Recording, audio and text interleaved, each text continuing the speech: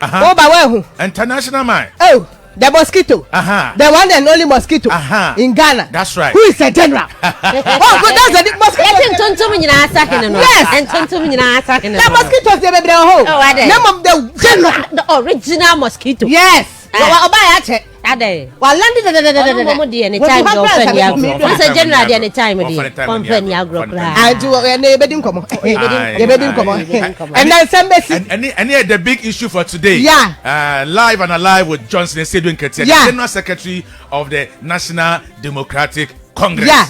Now to be flag bearer. Wakasanti and maybe a baby son. Kwame and something. Wakasana and some the to be flag bearer. What's for flag bearer man? Was it share Ghana for 2024? Not stolen verdict, MPP for a stolen verdict. Yeah. That's right. Nam say, na to ba kai. Na sa question maybe say that say anya bia amanfo oka say flag bearership race no o no say kwam na pa. Suma maso party way. Why la bisa? General. O ma bisa nda. No say kwam na pa me suma maso party. Suma maso party anya som ketewa o. Na party mana tena say decide who say general me di flag bearer e be ye ya. O me ma adenta me ye. Hey. Oh wa ba je ni kuya. Adenta 1 year. Oh ade. Na da ya adenta 1 year. Hey. Na da bi o. Ye ndai. Hey. What in fact wasom kriya sa o krem say ya Wamambui onye but the MPP appear disciplined, appear organized, and they may look attractive.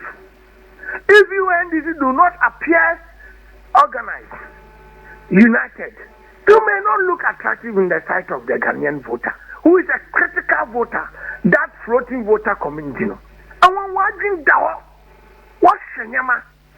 Until you be the honor show NDC. Oh, Master Bobo wants to bring in the man at Fako. We must always act to attract the floating voter community. Or look into ourselves, work hard and win. Come in the next one there. Such a year be a general registration of Ghana. NDC Odim Kunim, apart from Mawadi Etrune Jan Koji Fiancemi. And the honor Baptist point a market on there.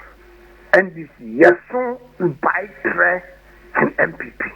But young GAB, I quite remember young founder. Also, don't mimic the MPP. Kwame say kind of matter. Hello, Mia. Me oh, aha. Me to ask me come on. Tell me that care. Runs national call. Cape Coast. I was say MPP. Was say MPP no. Edin na asesa. Ba omuso ba ne nsesa. Ba no say moto aba ne wia o assembly obeka kire mo. Sa asem o ka kire man san wo. So okay na man committee ni. Okay.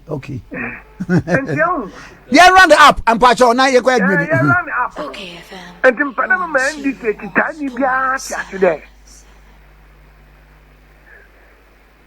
You cannot disregard NDC and think the NDC will be attractive. And the slogan in the NDC in the anti-Mahama. The American power, but not anti-NDC. Now, President Mahama now wabe very popular now. Wabe a tool all the use near the governance serious support for victory. No, you use you the victimized, you the marginalized just because your support base lack proper party understanding. And when you have more tag anti-Mahama pair, you are on your way to lose an election in the NDC. But you see, when you use the anti-Mahama for people and they become bitter and sit on the fence, what will be the future of the party? Rather, let us look at what we will do to make NDC brighter. Okay. NDC finer. Now I'm an NDC party. because take it or leave it. I wanna why the madin as pun. The other persons are why how mama chef. But 24 or cast a friend or Chelkum Yaw. I mean, say, Kebia me this. Kumasi. Now one would be President Mama Tempa under the Fonka games. Aye.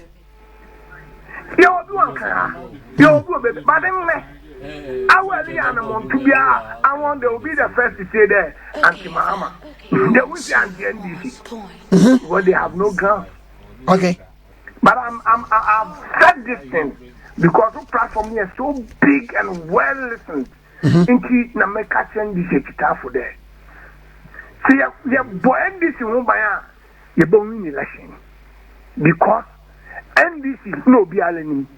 But Nebo, I'm for out of the view say the candidate Mahama and Kofun now the person of Mahama no, and rather than the focus should be on that personality now.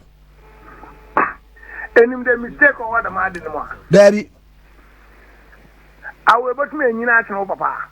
Debbie, inti say Uba we ask next sister Abo Braye yenti e beti san odin afri Kwame Nkrumah abade we busia wo hiema wo gu apaya wo gu bi ma wa inti ndo woman there nobody dispute the fact that Mampeni Mama why nimpa kese no fi info no be kese friend this mu NDC na a man so that is it. It is the NDC now I'm why kese no.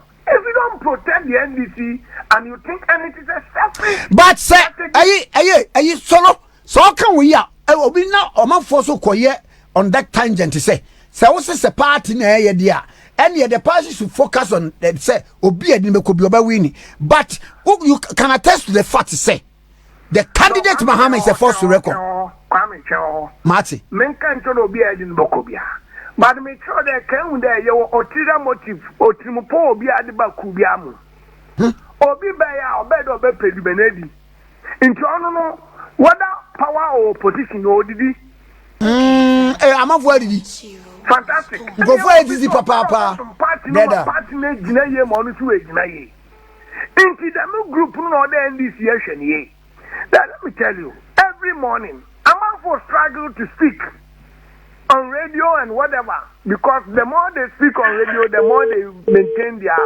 relevance. Yes, an NDC will not win. What will be the benefit to the masses? Atmatia. Me the mass me ba be chum because anima. He had about election. E bon anko for asol. Am na me mama, am na me day. You don't need to work for mama. Oh, but you should identify yourself with the candidate. No. That is where the conflict begins. And we don't need that silent conflict. Because say election.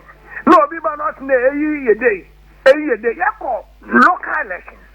You do federal elections. Why do we reject competence over a? At Obia ni say, Mahama basa kakai. Hi. Mama, they tell me. Me too. Mama won 2020. He won. And this is when